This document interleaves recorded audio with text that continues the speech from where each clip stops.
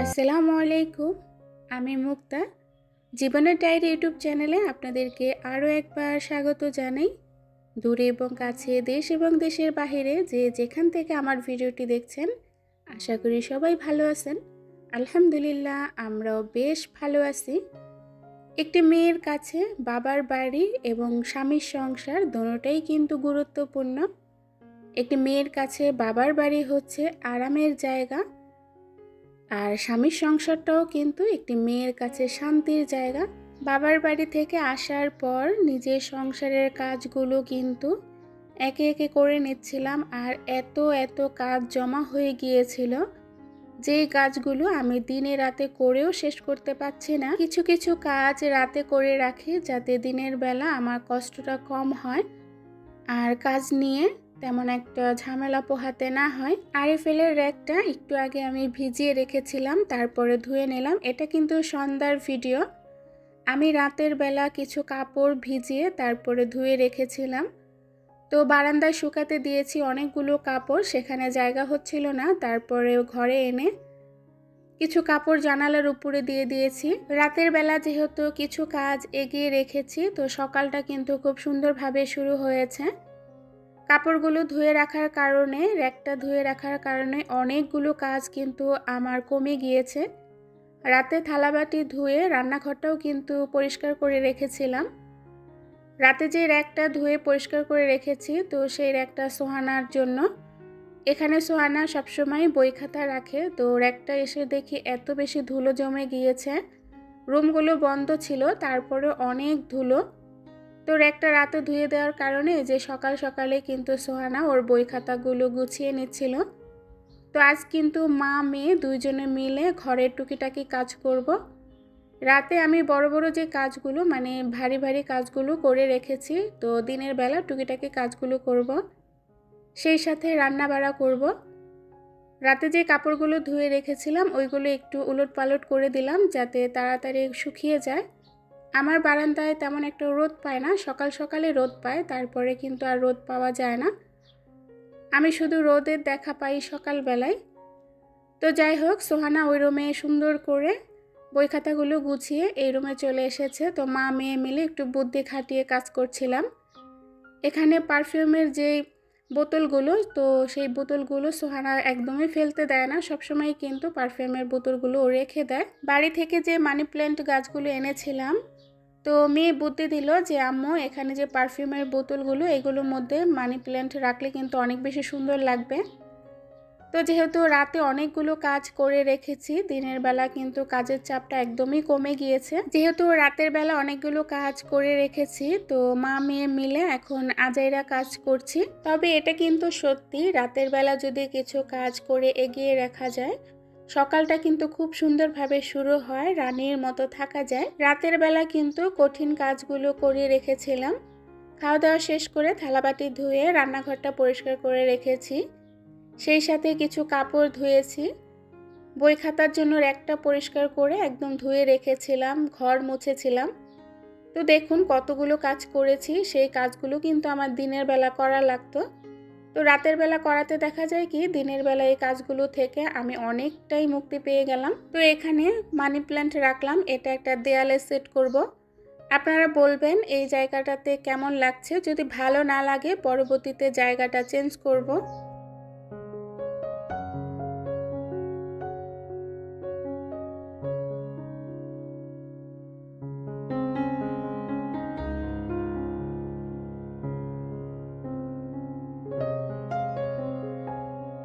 তো অনেক তো আজাইরা কাজ হলো, এখন চলে আসলাম কাজের কাজ করার জন্য।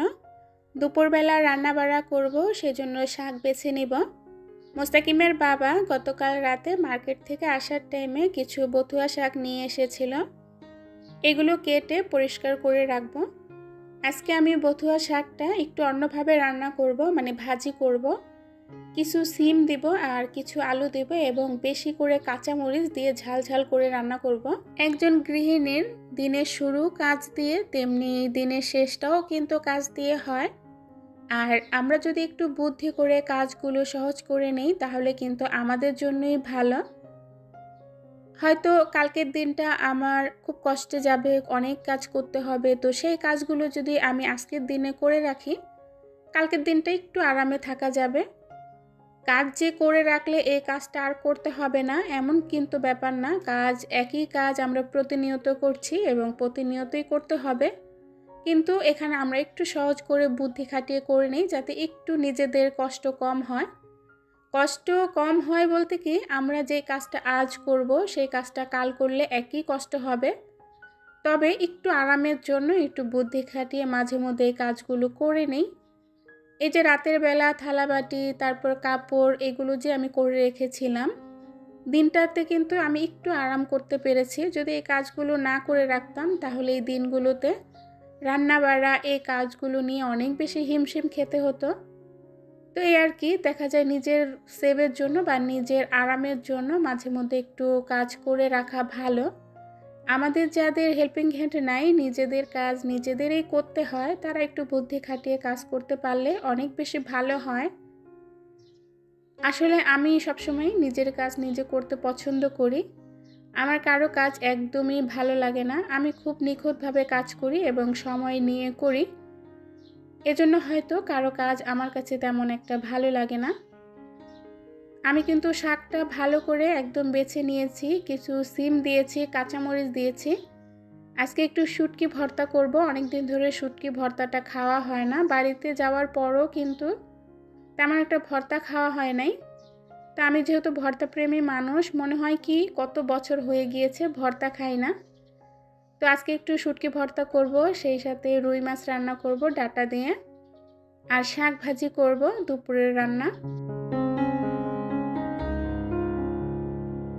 তো ভিউয়ার্স, কথা বলতে বলতে গলাটা একদম শুকিয়ে গিয়েছে, তাই একটু গলাটা ভিজিয়ে আসলাম। এখানে কিন্তু দুপুরের রান্নার জন্য সব কিছু আমার কমপ্লিট, ধোয়া মোছা। শাকটা ধুয়ে একদম পরিষ্কার করে রান্নাটা বসিয়ে দিলাম, আর ওই পাশে শুটকি ভর্তাটা করব। তো শুটকি ভর্তা করার জন্য আমি কিন্তু শুটকিটা ব্লেন্ডার করেছি, সেই সাথে কিছু পেঁয়াজ কিছু রসুন দিয়ে ব্লেন্ডার করেছি। শুটকির ভর্তার আসল মজা কিন্তু রসুন এবং পেঁয়াজ। রসুনটা কিন্তু শুটকিতে না দিলে একদমই ভালো লাগে না। শুটকির যে একটা ফ্লেভার, শুটকির যে একটা স্মেল, সেটা কিন্তু রসুন থেকে আসে। তো আজকে আমি পাটায় ভর্তা করছি না, আজকে এই যে একদম তেলের মধ্যে বাগার দিলাম। তো এটা একদম ভাজা ভাজা করব, যত বেশি ভাজা ভাজা করব তত শুটকির ঘ্রাণটা আসবে আর ভর্তাটা খেতেও ভীষণ ভালো লাগবে। কথায় আছে যে শেখার কোনো বয়স নাই।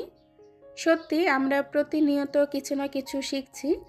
ইউটিউবে এত পরিমাণ ব্লগ ভিডিও দেখি, সেখান থেকে প্রতিনিয়তই কিন্তু আমরা শিখে যাচ্ছি। আপনি চাইলে একটা ছোট বাচ্চার কাছ থেকেও কিছু শিখতে পারবেন, যদি শেখার আগ্রহটা আপনার থাকে। আমি যেটা পারি সেটা অন্য কেউ পারে না, বা অন্য কেউ যেটা পারে সেটা আমি পারি না। তো এখান থেকে কিন্তু আমরা অনেক কিছু শিখতে পারি। কার কাছ থেকে শিখছি, কেন শিখছি, বা কার কাছ থেকে শিখলাম, এত কিছু না জেনে শেখাটাই হচ্ছে জরুরি। তো যাই হোক, আমরা কিন্তু এই যে ভিডিওগুলো দেখি সেই ভিডিও থেকে অনেক কিছু শিখতে পারি। আমি যেই জিনিসটা পারি না, ধরেন আমি একটা রান্না পারি না, আমি যদি ইউটিউবে সার্চ দিই তখন কিন্তু সেই রান্নার ডিটেলস সব চলে আসে। সেখান থেকে দেখে কিন্তু আমি রান্নাটা অনায়াসে শিখতে পারি। তো যাই হোক, আমার কিন্তু শাক ভাজিটা প্রায় হয়ে এসেছে, এখন শুধু বাগার দিব। এখানে রসুন কুচি আর পেঁয়াজ কুচি দিয়ে দিলাম। তো এটা ভালো করে ভাজা করে যখন বাদামি কালার চলে আসবে তখন শাকটা দিয়ে দিব। ওইদিকে ভর্তাটাও হচ্ছে। এই ভর্তাটা আপনারা চাপা শুটকি দিয়ে খেয়ে দেখবেন, অনেক বেশি মজার হয়। আমি যেহেতু চাপা শুটকি খাই না, তাই আমি লইট্টা শুটকি দিয়েই সবসময় ভর্তাটা বানাই। তবে লইট্টা শুটকির ভর্তাটা অতটা বেশি মজা হয় না, চাপা শুটকির ভর্তাটা যেই একটা মজা। চাপা শুটকি একসময় খেতাম, তবে দীর্ঘ কয়েক বছর হয়ে গিয়েছে চাপা শুটকিটা আমি খাই না। আমি যেভাবে লইট্টা শুটকিটা ভর্তা বানিয়েছি, আপনারা চাপা শুটকিটা সেম প্রসেসে ভর্তা বানিয়ে দেখবেন, অনেক বেশি মজার হয়। চাপা শুটকি শুকনো মরিচ তারপর পেঁয়াজ রসুন সব কিছু দিয়ে ব্লেন্ডার করবেন, কোনো কিছু ভাজার প্রয়োজন নাই। তো সব কিছু ব্লেন্ডার করে এইভাবে তেলের মধ্যে বাগার দিবেন।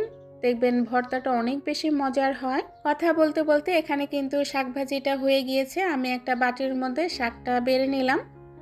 তো তারপরে ভর্তাটা ভালো করে ভাজা ভাজা করব, তারপরে তরকারিটা রান্না করব। দেখলাম গ্যাসটা একদম কমে গিয়েছে, তো 2 চুলায় রান্না করা যাবে না, তাই 1 চুলায় এখন রান্না করব। ভর্তাটা কিন্তু একদম ভাজা ভাজা হয়ে গিয়েছে।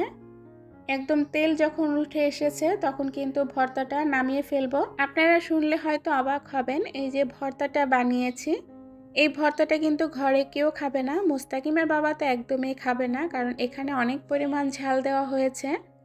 ভর্তাটা বানিয়ে রেখেছি আমি এটা একটু একটু করে, যখন ভাত খেতে ইচ্ছে না করে বা ভালো লাগে না তখন কিন্তু ভর্তাটা খাই, এটা ফ্রিজে রেখে দিই। তো তারপরে মাছটা আমি কিন্তু ম্যারিনেট করে রেখেছিলাম অনেকক্ষণ আগে। এখন মাছটা ভেজে তারপরে তরকারিটা রান্না করব। তো রুই মাছটা আমার কাছে বেশি ভুনা করলেই ভালো লাগে, তো তরকারি দিয়ে রান্না করলে না তেমন একটা ভালো লাগে না। মোস্তাকিমও যে কোনো তরকারি দিয়ে মাছ রান্না করলে একদমই পছন্দ করে না, ভুনাটাই বেশি পছন্দ করে। মাছ ভাজা হয়ে গিয়েছে, মাছগুলো তুলে নিয়ে রান্নাটা বসিয়ে দিব। আজকে যে ডাটা দিয়ে রান্না করব সেই ডাটাটা আমি বাড়ি থেকে এনেছিলাম, মা কিনে একদম কেটে দিয়েছিল। কিছু ডাটা আমি আগের দিন রান্না করেছিলাম আর কিছু ডাটা রেখে দিয়েছিলাম, আজকে রান্না করব। বাড়ি থেকে কিন্তু মা সিম দিয়েছিল, ডাটা দিয়েছিল। তো কলই শাকটা আনা হয় নাই, তো কলই শাকটা তো পরে আপনারা দেখলেন বড় ভাবি নিয়ে এসেছিল আসার টাইমে। তো যাই হোক, এখানে কিন্তু তরকারিটা রান্না হয়ে গিয়েছে। তো আজকের ভিডিওটা অনেক বেশি বড় হয়ে গিয়েছে, তাই আপনারা অনেক ধৈর্য নিয়ে আমার ভিডিওটা দেখেছেন। আপনাদেরকে অসংখ্য ধন্যবাদ। আজ এখান থেকেই শেষ করব। সবাই ভালো থাকবেন, সুস্থ থাকবেন, নিরাপদে থাকবেন। আল্লাহ হাফেজ।